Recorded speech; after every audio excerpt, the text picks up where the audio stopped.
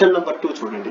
Definite integration లో second question show that integral 0 to pi by 4 sin x plus cos x divided by 9 plus 16 sin 2x dx is equal to 1 by 20 log 3. ఇంతకు ముందు question వేరే, ఈ question వేరే. ఈ question లో starting లో ఈ 4 లైన్స్ గుర్తు పెట్టుకోవాలా. ఈ 4 లైన్స్ ఇది ఎక్కడుంది సార్ అంటే ఎక్కడా లేదు, కానీ దీని వాల్యూ నేను ఇంత వస్తుంది అని కనుక్కున్నా. అందుకే ఫస్ట్ లోనే నేను ఏం రాసుకున్నానంటే sin x minus cos x whole square a minus b whole square a square plus b square minus 2ab. కానీ sin square x plus cos square x అంటే ఇదంతా 1 అయిపోతుంది. ఈ ఫార్ములా మీకు ముందే తెలుసు. ఇదంతా ఏమవుతుంది సార్ అంటే sin 2x అవుతుంది.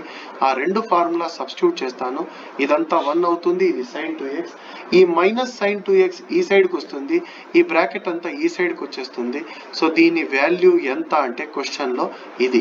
ఒకవేళ మీరు ఎగ్జామ్ లో sin 2x ప్లేస్ లో డైరెక్ట్ గా ఇది రాసేసినా ఇబ్బంది లేదు. సో గుర్తుపెట్టుకోండి. ఇప్పుడు క్వశ్చన్ చేద్దాం. LHS రాసుకోండి. Question LHS left hand side మాత్రం రాసుకోండి. కానీ క్వశ్చన్ లో sin 2x ని దీంతో రీప్లేస్ చేయాలా. ఇది ఎలా వచ్చిందంటే పైన చేశాను, ఒకసారి గమనించండి. నెక్స్ట్ స్టెప్ చాలా ఇంపార్టెంట్. ఏంటి అంటే దీన్ని t అనుకోవాలి, దేన్ని sin x minus cos x ని t అనుకోవాలి. న్యూమరేటర్ అంతా ఏమవుతుందంటే dt అవుతుంది. న్యూమరేటర్ అంతా ఏమవుతుంది dt. సో ప్రాబ్లం అంతా x నుంచి t లోకి dt లోకి చేంజ్ అవుతుంది, లిమిట్స్ కూడా చేంజ్ అయిపోతాయి. సో ఇక్కడ నుంచి నేను క్వశ్చన్ చేస్తాను, బాగా అబ్జర్వ్ చేయండి.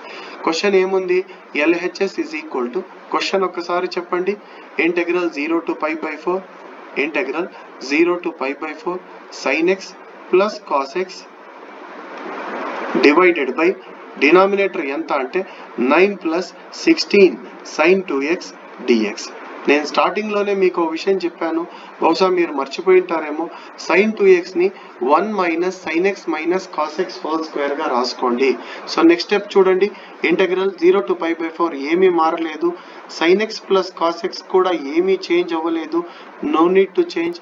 కానీ డినామినేటర్ లో 9 ప్లస్ 16 sin 2x ప్లేస్ లో ఏం రాస్తానంటే 1 minus sin x minus cos x whole square అని రాస్తాను. dx అలాగే ఉంటుంది.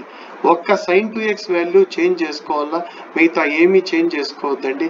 నెక్స్ట్ స్టెప్ లో ఏం చేయాలి సార్ అంటే దీన్ని t అనుకోవాలి, sin x minus cos x ని t అనుకోవాలి. రాసుకోండి, put sin x minus cos x is equal to t అనుకోండి. పైన న్యూమరేటర్ అంతా ఏమవుతుంది సార్ అంటే ఇదంతా dt అయిపోతుంది. సో అప్పుడు sin x plus cos x dx ఏమవుతుంది అంటే dt అవుతుంది.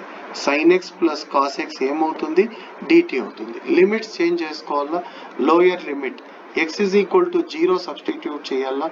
దేంట్లో t is equal to sin x, sin x అంటే sin 0 minus cos 0, sin 0 0 cos 0 అంటే 1, 0 మైనస్ 1 ఎంత వస్తుందంటే minus 1. So lower limit x equal to 0 అయితే t ఈక్వల్ టు ఎంత అవుతుందంటే మైనస్ 1. ఇప్పుడు అప్పర్ లిమిట్ చెక్ చేసుకోండి, x is equal to pi by 4. So t is equal to, ఇందులో substitute చేస్తానమ్మా, t is equal to ఎంత sin pi by 4 minus cos pi by 4. sin pi by 4 అంటే 1 by root 2, cos pi by 4 అంటే 1 by root 2. 1 by root 2 లో 1 by root 2 పోతే ఎంత 0. So ఇప్పుడు question మళ్ళీ కంటిన్యూ చేస్తా ఉన్నాను. ఈ సెకండ్ స్టెప్ నుంచి థర్డ్ స్టెప్ రాస్తున్నాను. చూడండి, ఇంటెగ్రల్ 0 ఏమవుతోంది మైనస్ 1 అవుతోంది, అప్పర్ లిమిట్ 0 గా మారుతోంది, న్యూమరేటర్ అంతా ఏమైపోయింది dt divided by 9 plus 16 divided by 9 plus 16 into 1 minus t square, 1 minus t square. గమనించండి, దీన్నంతా t అనుకున్నాను కాబట్టి t స్క్వేర్ రాసుకున్నా. న్యూమరేటర్ ఇదంతా ఏమైపోయింది సార్ అంటే dt అయిపోయింది. ఇదంతా ఏమైపోయింది dt. నేను కొంచెం సైడ్కి రాసుకుంటాను. ఇంటెగ్రల్ -1 to 0, ఇక్కడ 1 పెట్టేసి dt పక్కన రాసుకుంటాను. 9 16 1 jar 16, 16 into t square 16 t square, dt బయట రాసుకున్నాను.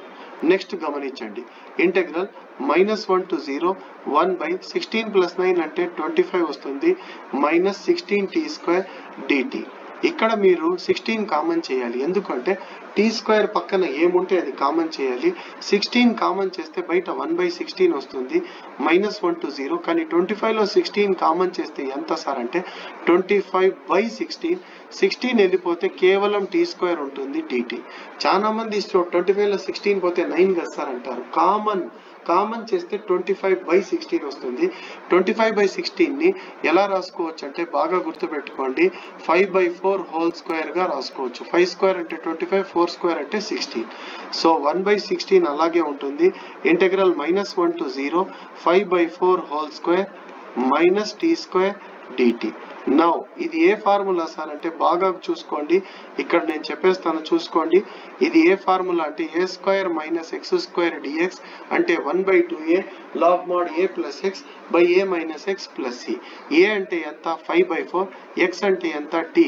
కాబట్టి 1/2a అంటే 1/2 into a అంటే ఎంత 5/4 log mod a plus x అంటే 5/4 plus t, a minus x అంటే 5/4 minus t. Limits -1 to 0. First upper limit substitute చేయాలి, కానీ దానికంటే ముందు ఈ 4 పైకి వచ్చేస్తుంది. 2 5 ఎంత 10, 2 5 ఎంత 10, కింద ఉన్న 4 పైకి వచ్చేస్తుంది కాబట్టి 4/10 వస్తుంది. 4 into t ఎంత 4t, 4 into t ఎంత 4t, by4 క్యాన్సిల్ అయిపోతుంది. 4 1 jar 4 4 jar 4 into 10 ఎంత అవుతుంది సార్ అంటే 40. 4 1 jar 4 4 jar 4 10 jar ఎంత 40, అందుకే 1/40 రాశాను. ఇక్కడ ఫస్ట్ 0 సబ్స్టిట్యూట్ చేస్తాను, t ప్లేస్ లో ఇక్కడ 0 పెడతాను. 0 పెడితే 5 + 4 into 0 by 5 minus 4 into 0 minus lower limit అంటే t ప్లేస్ లో -1 పెడతాను. ఇది 0 అయిపోతుంది, ఇది 0. 5 + 0 అంటే 5 వస్తుంది, 5 - 0 అంటే 5. 5 క్యాన్సిల్ అయితే 1 వస్తుంది. log 1 అంటే గుర్తుపెట్టుకోండి log 1 వస్తుంది. ఇక్కడ ఎంత వస్తుంది అంటే t ప్లేస్ లో -1 పెడతాము కాబట్టి 5 - 4 వస్తుంది. డినామినేటర్ లో మైనస్ ఇంటూ మైనస్ ఎంత ప్లస్ వస్తుంది. 5 - 4 అంటే 1 వస్తుంది. 5 + 4 అంటే డినామినేటర్ లో ఇక్కడ 9 అవుతుంది. log a by b formula అంటే log a minus log b. log 1 minus ఎందుకు ప్లస్ అయిందంటే బయట మైనస్ ఉంది కాబట్టి ఇక్కడ log 1 ఏమవుతుందంటే క్యాన్సిల్ అయిపోతుంది. బాగా గుర్తుపెట్టుకోండి, log 1 క్యాన్సిల్ అయిపోతుంది. log 9 అంటే ఎంత 3 స్క్వేర్ అని రాసుకుంటాను నెక్స్ట్ స్టెప్ లో. కానీ log a పవర్ m అంటే m log a కాబట్టి స్క్వేర్ 2 జంప్ అయి ముందుకు వస్తుంది, 2/40 అవుతుంది. ఎంత అవుతుంది 2/40. 2 1 jar 2 2 jar కాబట్టి 1/20 log 3 is your RHS. So ఇక్కడ గుర్తుపెట్టుకోండి log 9 వస్తుంది, ఈ రెండు క్యాన్సిల్ అయిపోతాయి. 9 ని 3 స్క్వేర్ గా రాసుకోవాలా. 3 స్క్వేర్ అంటే 6 కాదు 9, కానీ 2 జంప్ అయి ముందుకు వస్తుంది. ఎలా సార్ అది అంటే with the help of this formula. m అంటే 2 కాబట్టి 2 ముందరకు వచ్చేస్తుంది, 2/40 వస్తుంది. 2/40 అంటే 2 1 jar 2 20 jar 1/20 log 3 is the RHS.